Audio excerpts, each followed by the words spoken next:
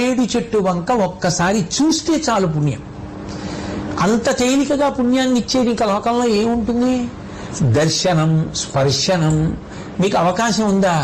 ఒకసారి మారేడు చెట్టును ముట్టుకుంటే చాలు. సూర్యాస్తమయం కాకముందు ఒకసారి మారేడు చెట్టును ముట్టుకుంటే చాలు. స్పర్శనం, దర్శనం పుణ్యం. ఇక అవకాశం ఉండి దానికి ఒక ప్రదక్షిణం కూడా చేస్తాను అంటే ఇంకంతకన్నా భాగ్యం ఏముంది?